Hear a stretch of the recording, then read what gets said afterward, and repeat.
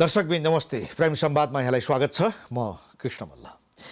सत्तारूढ दल Nepal communist party नेकपा भित्रको विवाद नयाँ मोडमा पुगेको छ। खास गरी प्रधानमन्त्री केपी शर्मा ओलीले प्रमुख प्रतिपक्षी दल नेपाली कङ्ग्रेसका सभापति शेरबहादुर देउवासँग भेट गरेपछि अब नयाँ सत्ता समीकरण बन्छ, नेकपा फुट्छ र प्रधानमन्त्रीज्यू विपक्षीसँग मिलेर सरकार बनाउनुहुन्छ अथवा अर्का नेता पुष्पकमल दाहाल प्रचण्ड समूहले अर्को कुनै समीकरण बनाएर सत्ता चलाउने अभियान थाल्नुहुन्छ कि भन्ने यो किसिमका सङ्केतहरू आउन थालेका छन् र ती गफहरू पनि सुरु भइसकेका छन्।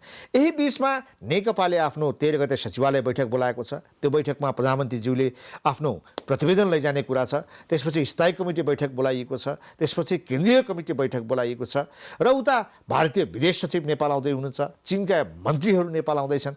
यो माहौलका बीच नेकपाको आन्तरिक राजनीति, यसले पार्ने प्रभाव लगायतका विषयमा आज हामी छलफल गर्न गइरहेका छौँ र यसको निम्ति नेकपाका नेता एवं पूर्व मन्त्री कृपासुर शेर्पा हामीसँग हुनुहुन्छ। स्वागत छ यहाँलाई। धन्यवाद।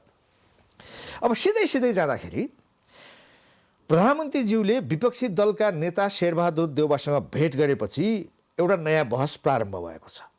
नेकपा फुट्छ र प्रधानमन्त्रीज्यूले काङ्ग्रेससँग मिलेर सरकार चलाउनुहुन्छ भन्ने कुरा, सत्य तथ्य के हो? अब प्रतिपक्षी दलको नेतासँग सत्तासीन दलका सरकार प्रमुख सम्माननीय प्रधानमन्त्रीले सामान्य नियमित भेटघाटहरू गर्नु त्यो कुनै अनौठो कुरा होइन। तर पार्टी नै अलग गरेर विपक्षी दलसँग मिलेर सरकार चलाउँछ भने चाहिँ यो त अचम्मको कुरा हो। यो तपाईँले पनि सायद मिडियाहरू नै हेरेर भन्नुभयो होला। अब मिडिया पनि हेर्नका हुन्छन् र उनीहरूको कहाँबाट कसरी परिचालित छन् त्यो ढङ्गले लेख्छन्। तर राष्ट्र र राष्ट्रिय एकता, स्वाधीनता र चाहिँ स्थिर राजनीतिक अवस्था सिर्जना गर्नेतर्फ चाहिँ कम मिडियाहरूले कलम चलाएको देख्छु। त्यसो भए प्रधानमन्त्रीज्यूले विपक्षी दलका नेतालाई भेट्नुभएको होइन? त्यो त भेटेको हुनुपर्छ। किन हुनुपर्छ भनेदेखि त्यो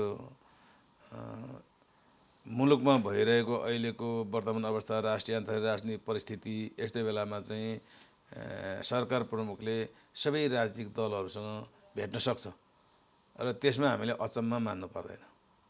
मैले भने जस्तो, आशंका गरे जस्तो केवल मेरो मात्र आशंका होइन, स्वयं नेकपाभित्रै ओली निकट नेताहरूले समेत के भनिरहेका छन् भने यदि नेकपा फुट्यो भने प्रधानमन्त्रीज्यू काङ्ग्रेससँग मिलेर अगाडि बढ्नुहुन्छ। यो हामीले भनेको कुरा होइन, नेकपाभित्र प्रधानमन्त्रीकै निकटका नेताहरूले भनिरहेको कुरा हो। अब यो संसारकै दोस्रो आश्चर्य के यो किन आश्चर्य भनेदेखि झन्नै 2/3 नजिकको पार्टीको सरकारलाई ब्रेकडाउन गरेर अथवा बाइफर्केसन गरेर अनि विपक्षी दलसँग मिलेर सरकार चलाउने भन्ने कुरा पनि यो 8औँ आचार्य के भन्छन्, 8औँ आश्चर्य भनेर भन्छ नि, भन्दा त्यस्तै हो त्यो।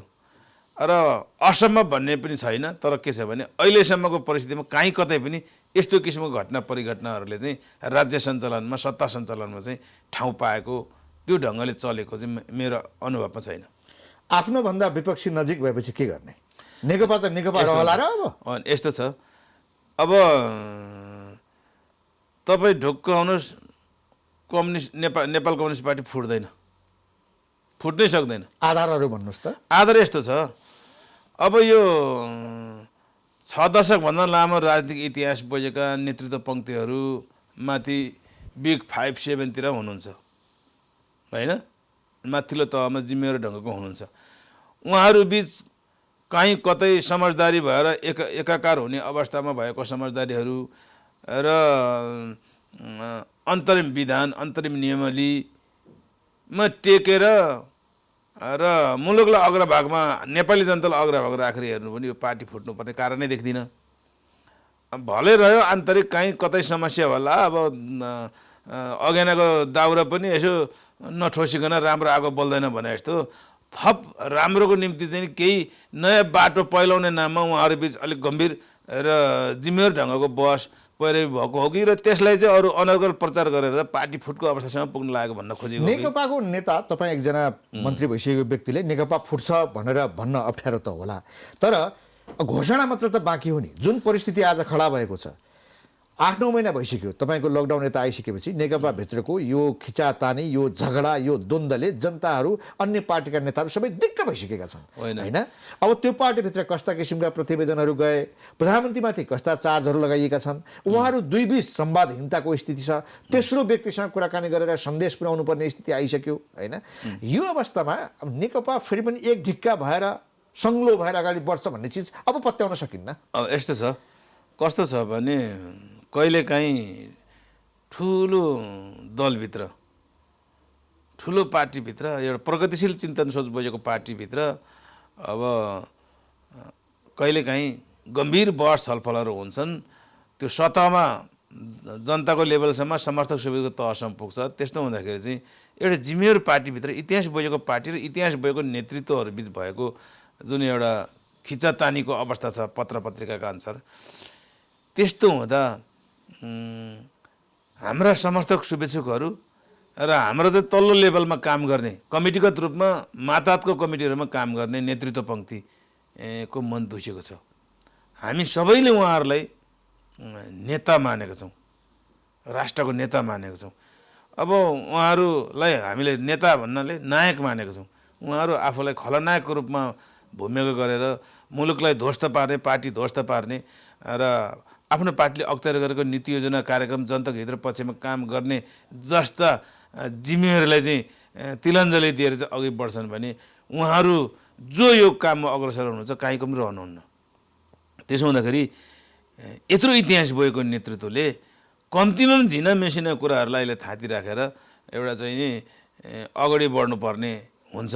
त्यही कारण अवस्था छैन। तपाईँले भन्नुभएको एउटा नेकपा नेता कार्यकर्ताहरूको जो आम भावना भनिरहनु भएको छ त्यो अनुसार त परिस्थिति अगाडि बढेको छैन। यस्तो छ, अब म के देख्छु भने कोही हाम्रो अग्रज नेताहरूको पक्ष पोषण गरेर म बोल्दिनँ। उहाँहरूले जुन एकीकरण गर्दाको जुन एकीकरणको दस्तावेजको रूपमा रहेको हाम्रो पार्टीको अन्तरिम विधान छ, अन्तरिम विधानले के भन्छ त्यो उहाँहरूले पालन गर्नु पर्यो होइन। हामीले त्यही अनुसार बसिरहेछौँ, त्यो पालन गर्नु पर्यो। अनि त्यस अन्तर्गत बनेको नियमावलीहरू अन्तर्गत पालन गर्नु पर्यो। बेला बेला भएका चाहिँ समझदारी स्थायी कमिटीको बैठक निर्णय, सचिवालयको निर्णय, केन्द्रीय कमिटीको निर्णयहरू उहाँहरू आफैले पालन गर्नु पर्यो। त्यति गरेपछि त यो डिजास्टरको स्थिति आउँदै आउँदैन नि। त्यतातर्फ त छैन नि उहाँहरूको त विधि विधान, तपाईँहरूको पार्टी कमिटीका निर्णयहरू भन्दा पनि भोलि बैठक बस्दैछ भने मनोविज्ञान कस्तो देखिन्छ नेताहरूको भने भोलि बैठक बस्दैछ भने त्यो बैठकमा के कुरा गर्ने र के निर्णय गर्ने भन्ने चिज आजै तयार हुनु पर्यो। अब यसले के देखाउँछ भने नेता त हुनुभयो उहाँहरू, तर उहाँले कस्तो सामाजिक आर्थिक राजनीतिक पृष्ठभूमिबाट चाहिँ उहाँको उत्पत्ति विकासको इतिहास सुरु भएको हो होइन। त्यो कुरा देखाउन थाल्यो कि त्यसलाई जात जनाउने भन्छ नि।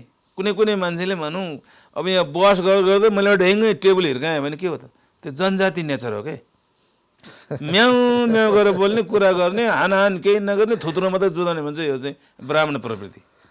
अब यसलाई जाति रूपमा मैले कुरा गरेको भने समुदायगत जुन नेचर छ नि, उत्पत्ति विकासको आधारबाट जे सिकेर आयौँ त्यही त हुँदो रहेछ। त्यसो हुँदाखेरि मैले के भन्छु भने नेतृत्व पङ्क्तिमा बुद्धि पलाओस्। नेतृत्व पङ्क्तिले यदि विवाद भयो भने त्यसलाई सल्टाउने काम भनेको एउटा लोकतान्त्रिक पार्टीमा अल्पमत बहुमतबाट नै होइन। यस्तो छ, उहाँहरूले गर्न बाधा पर्यो, गर्न अप्ठ्यारो भयो भने दोस्रो तहकोलाई जिम्मा दिनु नि।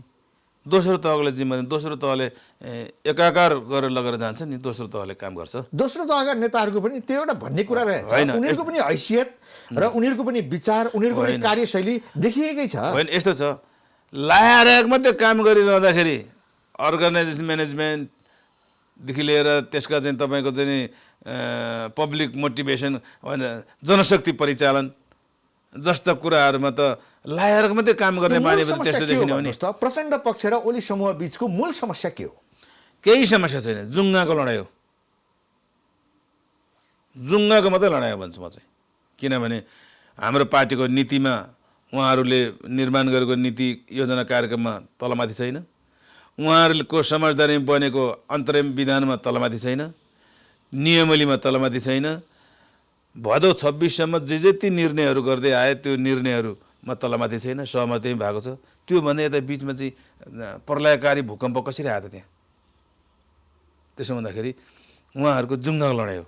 तर एउटा कुरा सत्य के हो भने चाहे सचिवालय होस्, चाहे स्थायी कमिटी होस्, चाहे केन्द्रीय कमिटी होस्, यी कमिटीहरूबाट भएका निर्णयहरूको पालना त गर्नुपर्ने हो नि, होइन र? होइन, पालना मात्रै, पालना र कार्यान्वयन सबै गर्नुपर्ने हो उहाँहरूले। हो, त्यही गर्दा कार्यान्वयन गर्न हामी तल्लो लेभलकालाई दिनु पर्यो। प्रधानमन्त्रीज्यूले म बैठक पनि राख्दिनँ, यदि बैठक राख्ने हो भने मैले भनेअनुसार निर्णय हुनुपर्छ, होइन भने पार्टी फुट्छ भनेर जो किसिमको धम्कीको भाषा प्रयोग गरेपछि त त्यही पार्टीका अन्य सिनियर नेताहरूलाई तपाईँको जस्तो जुङ्गाको धार, जुङ्गामा तेल, होइन, जुङ्गालाई यस्तो लगाउने त्यो त हुन्छ नि। यसमा चाहिँ यस्तो छ, बाहिर फेर काहीँ न झ्याल ढोका सबै बन्द गरेर बिरालो कुट्न लायो भने के हुन्छ? त्यो बिरालोले भाग्न ठाउँ नपाएपछि जसले कुट्न लायो त्यसको घाँटी घोक्रो समाउँछ। सायद त्यस्तो स्थिति सिर्जना भएको हो कि अहिलेको हाम्रो नेतृत्व बिचको परिस्थितिमा। भनेपछि केपी ओलीजीलाई झ्याल ढोका थुनेर अन्य नेताहरूले कुट्न थाले? होइन, त्यस्तै देखियो। तर फेरि उहाँले पनि त के रहेछ बसेर, किन जिम्मेवारीको हिसाबले त उहाँ अध्यक्ष पनि प्रधानमन्त्री पनि भएको नाताले उहाँले पनि बसेर छलफलद्वारा यसको निपटारा गर्नु हाम्रो तहसम्म। नीति नियमको पालना सचिवालयमा हुने कुराहरू, सकारात्मक कुराहरू थाई कमिटीमा लाने, अनुमोदन गराउन लाने, तर यो बिचको जुन विवाद छ त्यहाँ थाई कमिटी, केन्द्रीय कमिटीसँग पुग्ने हुँदैन। अस्ति समस्या हल भइसकेको थियो, दुईजना अध्यक्षको सहमतिमा एउटा कार्यदल बनायो। त्यो कार्यदलका हिसाबमा स्थायी कमिटी बैठकले निर्णय गर्यो। त्यो निर्णय अनुसार सरकार चलाउने, पार्टी चलाउने सम्बन्धमा कार्यविभाजन भयो, त्यो अनुसार चल्ने भनियो। तर हप्ता दिन बित्न पाएन, राजदूतहरू त्यही हिसाबमा नियुक्त भए, युवराज खतिवडाका सम्बन्धमा फरक निर्णयहरू भए, होइन? यी चिजहरू भएपछि स्थायी कमिटी बैठकको निर्णय, कार्यदलको भावना त्यसअनुसार नबढेपछि त समस्या आउँछ र त्यो कुरोलाई महसुस त गर्नु पर्यो नि, रियलाइज गर्नु पर्यो नि। अब यस्तो छ, जस्तो तपाईँको चाहिँ राजदूतहरू नियुक्ति गर्ने कुरामा पनि सहमति भएर गरेका हुन्। अमेरिकाको राजदूत उसलाई, मुख्य सचिवलाई बेलाको राजदूत गर्ने बेलामा मिडियाका अनुसारै सहमति भएरै राजदूत नियुक्ति गरेको हुन्, होइन? अब राजदूत नियुक्ति भएको भोलिपल्ट लफडाबाजी। तर म एउटा बुझ्दिनँ, यो देशको मन्त्री भइसक्यो मान्छेहरू राजदूतमा किन जान्छन्? के पैसाको लागि जाने हो? अफिसियल प्रोटोकल र हाइरेस्की के हो, होइन? राजदूत नियुक्ति गर्ने ठाउँमा बसेको मान्छे आफै राजदूत भएर जाने हो? त्यो प्रोटोकलको चाहिँ ख्याल गर्नु पर्दैन? अब पठाउने पनि उस्तै र जाने पनि उस्तै। तपाईँकै पार्टीमा बनिएको छ? होइन, त्यो त अब त्यो बन्ने मान्छेले जान्ने हो, पार्टीले पनि बनाउनु भएन नि। म त त्यस्तो कुनै पोलिटिकल एपोइन्टमेन्ट जान्न, म दिएछै भने म कुनै पनि पोलिटिकल यहाँ त नेकपाको नेताहरूको गल्ती भयो नि त। तिमी त्यहाँ नजाऊ, डाक्टर युवराज खतिवडालाई तिमी राजदूत बन्नु हुँदैन भनिदिएको भए उनीको जबरजस्ती बन्छन् र? अग्नि खरेललाई तिमी मन्त्री भएको, कानुन मन्त्री भएको मान्छे, तिमी किन महाधिवक्ता बन्छौ? त्यो नबन भनेको भए उनी जबरजस्ती जान्छन् र? यस्तै छ। कसलाई चाहिँ अब जिम्मेवारी दिएकै जिम्मेवारी खाल्ने, पेन्सन पकाउने जागिर जस्तो कि धडधड हालेकै इतिहासमा दुःख पाएका, इतिहासमा दुःख भोजेका, पार्टीमा ठुलो कन्ट्रिब्युसन गरेका, परिवारै हिँडेका मान्छेहरूलाई दिनु नि जिम्मेवारी, होइन? त्यस्तोहरू मध्येबाट खोजेर दिनु नि। त्यस्तोको अभाव छैन नि पार्टीमा। यो जिम्मेवारी दिने कुरोमा प्रधानमन्त्रीज्यूबाट गल्ती भयो, कमजोरी भयो भनेर तपाईँ मान्नुहुन्छ? त्यस्तो पनि होइन, विधानले तोकेको छ त, विधानले तोकेको छ। अब कमजोरी भयो भने त बसेर छलफल गर्ने हो नि त। यस्तो बाहिरै छारष्ट हुने गरी चाहिँ नि त्यो त शोभा दिँदैन। केटाकेटीहरूले भाँडाकुटी खेल्दा झगडा गरेर यस्तो काने पिच्चा खेले जस्तो त होइन त। यो त बहस छलफल हुँदो रहेछ। तर बहस छलफल कोसँग हुन्छ भने आफ्ना एसम्यानहरूसँग मात्रै, सबैको हो। प्रचण्ड टिमको पनि आफ्नै एसम्यानहरूसँग छलफल हुन्छ, प्रधानमन्त्रीज्यूको पनि आफ्नै एसम्यानहरूसँग छलफल हुन्छ। तर एसम्यानहरूको पनि स्वार्थ छ नि, कसको निकट पर्दा के दाउ हेरेको छ भन्ने कुरा चाहिँ बुझ्नु पऱ्यो दुवै थरीले। आफूलाई जतिखेर प्रोभोक गर्छ नि त, होइन, उकास्छ नि। उकास्नेहरूले पनि के स्वार्थले गरिरहेछ भनेर बुझ्नु पऱ्यो। वास्तवमा राष्ट्रिय स्वार्थमा ध्यान दिनु पऱ्यो र यत्रो जनमतको अपचलन गर्ने, अवहेलना गर्ने, जनमतलाई अनादर गर्ने काम चाहिँ उहाँहरू जस्तो जिम्मेवार नेतृत्वले चाहिँ गर्नुहुन्न र गर्नु हुँदैन। त्यही आधारमा मैले पार्टी फोड्दैन भनेको। किनभने जनतासँग चाहिँ तपाईँको चाहिँ गाँसिएर आएको विषय हो नि त, जनताको अभिमतबाट आएको हो नि त। जनताले यिनीहरूले त्यहाँ पुग्यो भने यिनीहरूको सरकार बन्यो भने केही गर्ला केही भन्ने आशाले गरेको हो नि त। अब पार्टी नफुट्ने हो भने यही ढङ्गले चल्छ, यस्तै किसिमको लडाइँ झगडा द्वन्द्व विवाद यो भइरहन्छ। यसले नेकपालाई मात्रै सिद्ध्याउँदैन, होइन। पार्टीलाई समेत प्यारालाइज गर्छ। म त अलिअलि यसो अब कम्युनिस्ट पार्टीले धर्म मान्दैन भन्छन् धेरैले, यसो अब संस्कार नि आफ्नो सामाजिक संस्कार अनुसार जुन आएको छ यो हेर्दाखेरि चाहिँ कस्तो लाग्छ भने उहाँहरूको कहीँ कतै ग्रह गोचर बिग्रेर भयो कि एउटा स्वस्ति शान्तिको स्थिति राखेर अगाडि बढाउनु पर्ने हो कि होइन। अब यो ज्योतिषशास्त्र भन्ने कुरा पनि यस्तो हेर्ने कोर्ने कुरा पनि जिन्दगीमा लामो अध्ययन अनुभव पछाडि आएको दस्तावेजीकरण गरेको हो नि त पुर्खाहरूले। यो ग्रह गोचर नेकपा र नेकपा नेताहरूको त राष्ट्रपतिज्यू र चिनिया राजदूतले एक फन्को लगाइदिएपछि हुँदो रहेछ कि त्यसरी पनि नबुझौँ, त्यसरी पनि देखिया त्यही छ। अब चिनिया राजदूतले कहाँ फन्को मार्नु, घर घर फन्को मार्नुमा आइन। होइन त्यो गलत कुरा। भेटेकै छैन अहिले, कुनै बेला भेट्यो होला। अब चाइनिज नेसनल डे हाम्रो नेसनल डेहरूमा भेट्यो होला विशेष प्रोग्रामहरूमा, तर अहिलेको अवस्थामा त चाइनिज राजदूतले भेटेको मलाई जानकारी छैन। चिनिया राजदूतको या भनौँ चिनका नेताहरूको चिनिया पार्टीको होइन, नेकपामा त्यो त नेकपाका अब नेताहरूसँग केही प्रभाव छैन। सरकार प्रमुख सरकार सत्तासीन पार्टीका नेता भइसकेपछि त अब छिमेकी मित्र राष्ट्रहरूको नेतृत्व पङ्क्ति त आउँछन् नि, आउँछन्। अनि नेकपाको झगडा मिलाउन राष्ट्रपतिज्यू र चिनिया राजदूतको भूमिका छ कि छैन? अब यस्तो छ, अब राष्ट्रपतिले त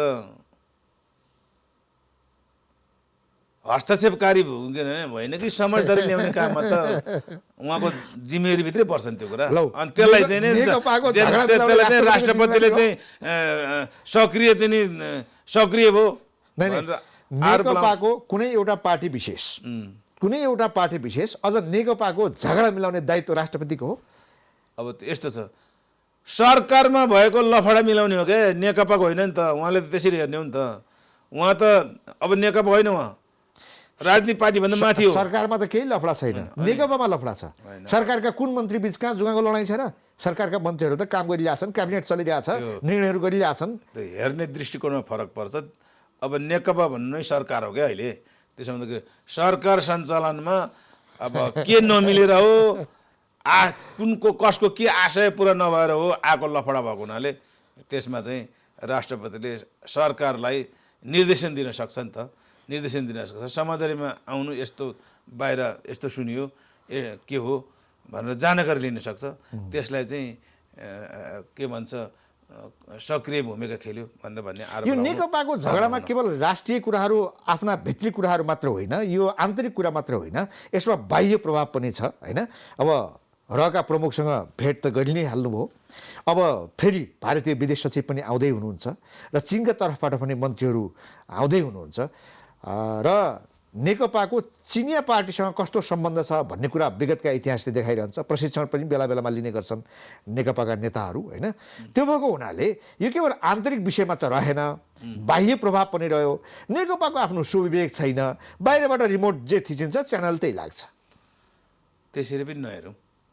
त्यो के भने मित्र राष्ट्रबाट सरकार सञ्चालन सत्तासीन पार्टीको नेता अनि सरकार प्रमुख मन्त्रीहरूलाई भेटघाट गर्न उनीहरूको जिम्मेवारी अनुसार कस्तो खालको जिम्मेवारी छ।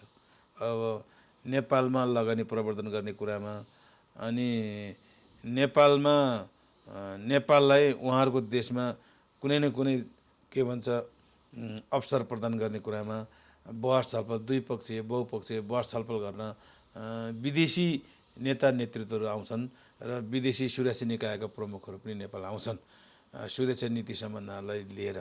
र त्यसरी आउँदाखेरि त्यो देशको सरकारकै तपाईँको चाहिँ सल्लाहकार भनौँ, सरकारकै प्रतिनिधित्व गरेर सरकार प्रमुखको प्रतिनिधित्व गरेर आएको हुन्छ।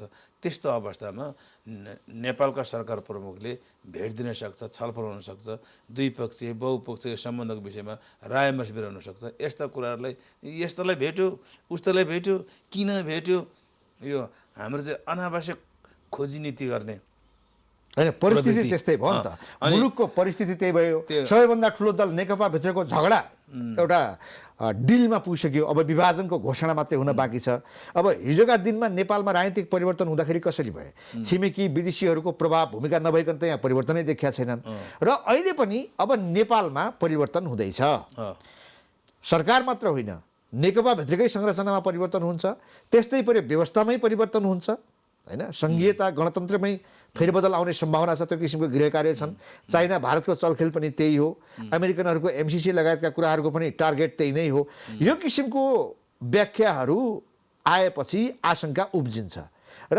हाम्रा नेताहरूले कहिल्यै पनि स्वविवेकले निर्णय गर्नुभन्दा पनि बाहिरी तत्त्वको प्रभावमा परेर निर्णय गरेका कारणले यसपटक पनि शङ्का आएको होइन तपाईँ हाम्रो दुर्भाग्य नेता त जन्मिनु भयो दूरगामी चिन्तन सोच भएको नेताको अभाव यो देशमा भएका सबै खाले विकृति विसङ्गतिहरू देख्दाखेरि आम जनगुनासो देख्दाखेरि सबै खाले विकृति विसङ्गतिको चाहिँ सही समयमा सही ढङ्गको व्यवस्था नभएको देख्दाखेरि एक दिन यो देशमा पनि हिटलर जन्मिनुपर्छ भन्ने लाग्छ कि या त्यसरी जन्मेर सुदृढ गरेर लानुपर्ने हुन्छ या चाहिँ उहाँहरू चाहिँ माथिर जस्तो चाहिँ मलेसियाको जस्तो माथिर जस्तो भएर राम्रो काम गरेर उहाँहरू बाहिर जान्छु अब म बिदा बस्छु सक्दिनँ भन्दा पनि आम जनताले च्यापेर चाहिँ सत्तामा राखेर नमुना मात्रै बस्नुहोस् काम हामी गर्छौँ भनेर चाहिँ कुर्सीमा मात्रै तपाईँ बस्नु काम हामी गर्छौँ भनेर पनि ल्याएको उदाहरणहरू छन् त्यस्तो उदाहरणहरू उहाँहरूले नपढेको होला माथि जस्तो त कल्पना नगरौँ तपाईँले भनेको जस्तो जो हिटलर छ हिटलर एक दिन जन्म छ यहाँ नजन्मी हुँदै हुँदैन कहिले सुध्रिन्छ यस्तो एक दिन यो देशमा हिटलर त तानाशाह हुन् नि अन्त तानाशाह नभए हुन्छ त यस्तो अनुशासनहीन पनि हुन्छ जनता कता जनताको माग मुद्दा कता राष्ट्रले लिएको बाटो कता राष्ट्रले अख्तियार गरेको नीति योजना कता हो अनि यस्तो लफडाबाजी गरेपछि हिटलर जन्मिनु पर्दैन जहानिया राणा शासन हटाउनु भयो तानाशाह भनेर पञ्चायत हटाउनु भयो तानाशाह भनेर ज्ञानेन्द्रले सत्ता आफ्नो हातमा लिनुभयो पूर्व राजा ज्ञानेन्द्र शाहले उनले पनि जनविरोधी केही गतिविधि गरेका कारणले तपाईँहरूले उनलाई पनि हटाउनु भयो तानाशाह भनेर अनि आज तपाईँ आफै तानाशाहको माग गर्दै हुनुहुन्छ होइन त्यस्तो स्थिति आउन सक्छ के यसो गर्दा पनि भएन उसो गर्दा पनि भएन के गर्ने त त्यस्तो स्थिति आउन सक्छ तर जुन स्थिति आउन सक्छ भन्ने कुरा हो कि तानाशाह तपाईँको माग हो बितेको अवस्थालाई चाहिँ मध्यनजर गर्दै त्योभन्दा त सुरुट खालको चाहिँ शासक जन्मिनु पर्ने अवस्था देखियो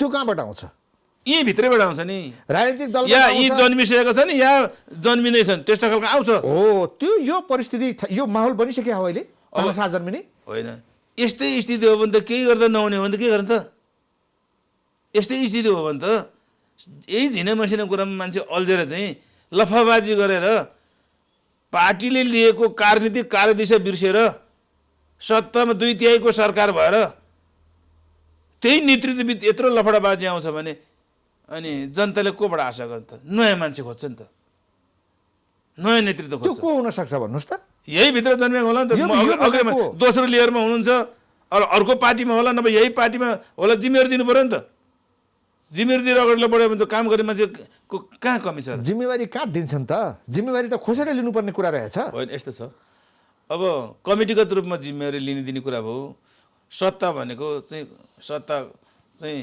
कसैले दिँदैनन् सत्ता कब्जा गर्नुपर्छ खोसेर लिनुपर्छ अब पार्टी भित्रको नेतृत्वको निम्ति सत्ता खोस्लान् अधिकार होला लड्लान् त्यो आफ्नो ठाउँमा छ जहाँसम्म तपाईँले हिटलर एउटा तानाशाह देशलाई नै बनाउन चाहियो भन्नुभयो बहसहरू पूर्व राजातर्फ सेनातर्फ होइन यिनै राजनीतिक दलभित्रका नेता जसले चाहिँ तिनै शक्तिसँग मिलेर सेनासँग पूर्व राजा अथवा अन्य कुनै शक्तिहरूसँग मिलेर तपाईँले कल्पना गर्नुभएको 100% तानाशाह नभए पनि मुलुकलाई ट्र्याकमा लैजानको निम्ति त्यहाँतर्फ पनि आशाको किरण देखाउन थालेका छन् सम्भावना छ अब यो आशा गर्नु राम्रै कुरा हो तर यस्ता कुराहरू भरोसाको कुरा होइनन् किनभने नेपाली जनता सचेत छन् अनि तपाईँको चाहिँ लामो इतिहास कालखण्डको इतिहासमा नेपाली जनताले भोगेका विभेद बहिष्करण होइन र चाहिँ नि अन्याय अत्याचार सब भोगेर न अहिले रूपान्तरण भएर यहाँसम्म आइपुगेको हो। त्यो जनताको बलमा आएको हो नि त। र जनताको बलमा आएको नेतृत्वले जनताको अभिमतको कदर गर्न छाडेर जुङ्गाको लडाइँ लडेर पार्टी ध्वस्त पार्ने, सरकारले लिएको बाटो अगाडि बढ्ने बढाउने कुरामा चाहिँ व्यवस्था गरेर हिँड्ने नेतृत्वले छोड्छ जनताले। नेपाली सेना र पूर्व राजा विकल्प हुन सक्छन् कि सक्दैनन्? त्यो बाटोमा कुरै नगरौँ अहिलेलाई। किनभने 2/3को सरकार छ, डेमोक्रेटिक सिस्टम छ। त्यो संविधानमै नभएको व्यवस्थाको बारेमा परिकल्पना गर्नु त्यो मूर्खता सिवाय केही पनि हुँदैन। संविधानमा भएको व्यवस्था अनुसार त कहाँ हुने हो र? क्रान्तिमा त कहाँ नियम कानुन हुन्छ? त्यहाँ त उथल पुथल हुन्छ। अब त्यो त उथल पुथल त गरेर त क्रान्ति गरेर त आउनु पर्यो नि। त्यतिकै हामीले त अब अहिले त संविधानको चाहिँ क्राइटेरियाभित्र, सीमा रेखाभित्र, लक्ष्मण रेखाभित्र बसेर बोल्नु पर्यो नि त हामीले त। अब संविधानको लक्ष्मण रेखाभित्र के बस्नुहुन्छ? विधि विधानको पालना छैन, प्रतिनिधि सभा चुनावमा हारेको व्यक्ति त्यो कार्यकालभरि मन्त्री हुन पाउँदैन भनेर संविधानमा स्पष्ट लेखिएको छ। अब उहाँलाई चाहिँ बाटो खोल्छन् होइन, व्याख्या आफ्नो छ, व्यक्ति विशेषतर्फ कुनै तितो पोखिएको होइन। यो हाम्रो संविधानका प्रावधानहरूको व्याख्या कसरी हुन्छ, कार्यान्वयन कसरी हुन्छ भन्ने चिज हो कि। यस्तै हो, कहिलेकाहीँ के हुन्छ भने बोल्दिनँ भनेको मान्छेसँग बोल्नुपर्ने हुन्छ, खान्न भनेको चिज खानुपर्ने हुन्छ, जान्न भनेको ठाउँमा जानुपर्ने हुन्छ। त्यो समय परिस्थितिको कुरा हो। तर हामी बोल्दिनँ भनेको मान्छेसँग त समय परिस्थितिले बोल्नुपर्ने स्थिति सिर्जना गर्दो रहेछ नि त। अनि जान्न भनेको ठाउँमा पनि अब त्यो कसम खाएरै जान्न भनेको भए पनि कुनै न कुनै ढङ्गले त्यसलाई स्वीकार्नु पर्ने हुँदो रहेछ नि त। त्यहाँ त्यो त्यही टुङ्गिने भए फरक पर्थेन, त्यसले नजिर स्थापित गर्ने भयो। अब यस्तो छ, अब त्यो चाहिँ जजसले त्यो निर्णय गर्नुभयो, उहाँहरूले जान्ने कुरा हो। तर हाम्रो प्रणाली त त्यसले बिगार्छ नि त। त्यो त संविधानमा के छ होइन, संविधानले के सङ्केत गरेको छ, त्यति आफैले बनाएको संविधान आफैले नबुझ्ने नेता होला त। त्यससँग म जस्ताले के भन्नु? अझ न्यायालय, सर्वोच्च अदालत होइन, उहाँ व्यक्ति विशेषको त गल्ती नै भएन। अब यहाँ वामदेव गौतमजी, तपाईँ हामी कसैलाई यहाँ दोष दिने कुरै भएन। संविधानको अन्तिम व्याख्याता भनेको सर्वोच्च हो। सर्वोच्चको आएको फैसला मान्नु पर्यो। No objection. तर असन्तुष्टि त जनाउन पाइयो होइन। अदालतले गरेको कुरामा त अनावश्यक बहस छलफल गरेर अदालतको मानहानि गर्ने कुरामा हामी लाग्नु हुँदैन। अदालतले पनि कुनै न कुनै आधार टेक्यो होला। घटाउँदो रहेछ, विश्वसनीयता घटाउँदो रहेछ। यस्तो छ, देशको मूल कानुन संविधानले बोलेको कुरा होइन, अब दस्तावेजीकरण भएको, अब त्यो चाहिँ साँच्चै भनौँ इतिहास स्वर्ण अक्षरले लेखेको संविधान, लोकप्रिय, जनप्रिय, प्रगतिशील, अग्रगामी संविधान भनेर हामी मानेको संविधानमा दस्तावेजकरण भएको कुरा, त्यहाँ लिपिबद्ध भएको कुरामा कसरी चाहिँ त्यसको चाहिँ व्याख्या विश्लेषण गरेर चाहिँ निर्णयमा पुग्नुभयो, त्यो जसले निर्णय गर्नुभयो उहाँले जान्ने हो। यो पछिल्लो कालखण्डमा 62-63 पछि यता आउँदाखेरि जति पनि सरकारहरू बने खासै काम गर्न सकेनन्, विभिन्न बहानाहरू देखाइयो। कहिले चाहिँ स्थायी सरकार हुन सकेन होइन, कहिले राजालाई दोष देखाउने काम भयो, विगतमा विभिन्न कारणहरू देखाइयो। अब पछिल्लो समय त तपाईँहरूले बहुमत पाएपछि नेकपाको तपाईँले भनिरहनु भएको छ 2/3को सरकार पनि बन्यो, एउटा सबैभन्दा ठुलो सरकार बन्यो, काम हुन सकेन। र अघि तपाईँले भने जस्तै यो नेकपामा मात्र होइन, अन्य राजनीतिक दलमा पनि फर्स्ट लेयरका नेताहरूमाथि प्रश्न छ, उहाँहरूले सक्नु भएन। अब सेकेन्ड लेयरतर्फ नेतृत्व दिनुपर्छ भन्ने कुरा हो।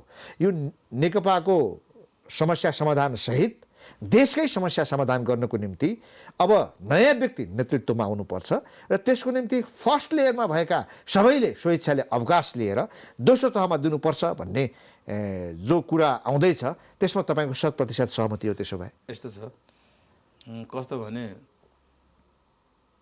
अब अघिल्लो पङ्क्तिको नेतृत्वहरूमा लफाबाजी भएर एउटा सही गति नलिरहेको अवस्थामा सेकेन्ड लेयर छोडिदिनुपर्छ, उहाँहरूले बिदा लिनुपर्छ भनेर आवाज उठ्नु त्यो अनौठो होइन। तर यसको मतलब यो होइन कि फेरि अगुवा नेतृत्वहरूमा समझदारी गरेर अगाडि लाँदाखेरि यत्रो इतिहास भएको नेतृत्वले मुलुकमा अहिले भएको आफ्नो वर्चस्वलाई धराशायी बनाएर आगो लगाएर खरानी बोकेर कुद्ने हो त नेताहरूले? खरानी बोकेर कुद्ने हो? मुलुक भाँडमा जाए, हाम्रा समर्थक शुभेच्छुको भाँडमा जाए र हाम्रा मतदाताहरू भाँडमा जाए, हाम्रा सुभाषचन्द्रको भाँडामा जाए अनि त्यतातिर चाहिँ सोच्नु पर्दैन त्यतातिर त यो नेतृत्वले सोच्नु पर्यो नि यी सोचेर अगाडि बढ्यो भने यो लफाडै छैन त अघि तपाईँले भन्नुभयो कहिलेकाहीँ मन नलागेको मान्छेसँग पनि बोल्नुपर्छ हो मन नलागेको मान्छेसँग भेट हुन्छ होइन हो नि तपाईँले नेकपा फुट्दैन भन्नुभयो फुट्दैन फुट्नु त तर तपाईँको चाहना विपरीत नेकपा फुट्दियो मन नलागेको मान्छेसँग भेट हुन्छ भने जस्तै अँ, तपाईँले नचाहेको कुरो उम्, भइदियो उम्, तपाईँ एज अ क्याडर अफ बुझेँ नेकपा के गर्नुहुन्छ यस्तो छ फुट्न नदिनेमा हाम्रो पहल हुन्छ बुझ्नु भएन फुट्यो भने सधैँ त्यसको बाधा भएर बस्नुपर्छ नि के छ बुझ्नुभयो हामी जुन दिनसम्म यो पार्टी अब तालमेल पछाडि एकीकरणै गर्नुहुन्थेन एकीकरण गरेपछि यसले पूर्णता पाउनु पर्यो एकीकरण गर्नु गलत थियो होइन गलत थिएन एकीकरण गर्दै सोच्नु पर्थ्यो अहिलेको लफाबाजी भन्दा त्यहीँनिर सोच्नु पर्थ्यो त्यहाँबाट अगाडि बढिसकेपछि एकताको पहिलो महाधिवेशनसम्म त स्मुथली जानु पऱ्यो नि नेतृत्व पङ्क्ति अनि छुटे पनि फुटे पनि त्यहीँबाट फुट्नु नि कम्तीमै एकताको पहिलो महाधिवेशनसम्म त जानु पऱ्यो होइन एकताको प्रक्रिया टुङ्गिएको छैन अलग अलग धार बनिरहेछ जिल्ला जिल्लामा अस्ति मार्ग हामीले एकताको महाधिवेशनतर्फ जानु पर्यो पर्यो। महाधिवेशनमा जाउँ त्योभन्दा अगाडि डफाबाजी यता दुनियाँमा जे जस्तो हुन् अनि त्यस पछाडि कोही महाधिवेशन कसले गरौँ, नेतृत्व त्यहीबाट लिने छेडफाड गरौँ। कसले नेतृत्व लिने विधा लिने पनि तीबाट लिने नयाँ नेतृत्व दिने भने पनि तीबाट दिने त्यसरी जानुपर्छ विधि त त्यो हो नि त हामीले विधि पद्धति सिकाउने मान्छेहरूले नै विधि पद्धति भुलेर जुङ्गाको लडाइँ लड्दाखेरि त्योभन्दा ठुलो दुर्भाग्य के हुन्छ त्योभन्दा ठुलो लज्जास्पद कुरा के हुनसक्छ एकले अर्काको तेजोवध गरेर लुगा लगाएर हिँडेर मात्रै हुन्छ सुटबुट लगाएर हिँडेर मात्रै हुन्छ पब्लिकले नाङ्गै देखिसक्यो बाहिर आवरणले के गर्छ भित्री रूपमा नाङ्गै र खोक्रो देखिसक्यो त्यसो भन्दाखेरि पोसाकको कदर गर्नुहोस् जो लागेको छ पोसाकको कदर गर्नुहोस् ताकि त्यस्तो पोसाक देखेर लागेको मान्छे आएपछि नतमस्तक भएर शिर झुकुन् क्या हाम्रो समर्थक शुभेच्छुको होइन लुगा लगाएर नाङ्गै ताण्डव गरेपछि त जिम्मेवारी बोध नगरेपछि त अनि त्यस्तो नेतृत्वपछि सधैँ नतमस्तक भएर बस्ने मान्छे शिर झुकाएर बस्छ यो कुरोको ख्याल गर्नु पऱ्यो नि नाङ्गै सडकमा हिँडिएको छ भने कि त्यसलाई राम्रो लुगा लगाइदिनु पर्यो कि त्यसलाई होइन। समातेर कोही हेर्नुहोस् दुःख गरेको मान्छेले टालेको लुगा लगाएर हिँड्छ तर उसले कहीँ कसैलाई ठजेको हुँदैन ढाँटेको हुँदैन चोरेको हुँदैन बदनामी गरेर बदमासी गरेको हुँदैन मान्छेले राम्रो सुट लागेको जस्तो देख्छ किनभने आदरले हेर्छ उसलाई किन हेर्छ भने उसले कहीँ कतै ढाँटछल गरेर सुटबुट थ्री पिस सुट टाई लगाएर हिँडेर भयो कुकृत्य गर्छ अनि त्यहाँदेखि सुट लगाएको मान्छेलाई राम्रो देख्छ त मान्छेले त्यसलाई नाङ्गै देख्छ ठिक छ यो विचार पक्कै पनि तपाईँको पार्टी लगायत अन्य राजनीतिक दलका नेताहरूको कानसम्म अवश्य पुगेको छ हजुर साह्रै व्यस्त हुनुहुन्थ्यो आफ्नो धारणा राखिदिनु भयो हार्दिक धन्यवाद हस् यहाँलाई पनि धन्यवाद दर्शकवृन्द प्राइम संवादमा हामीसँग नेकपाका नेता एवं पूर्व मन्त्री कृपाशुर शेर्पा हुनुहुन्थ्यो उहाँसँगको कुराकानी सकिन्छ हामी सबैलाई बिदा दिनुहोस् नमस्ते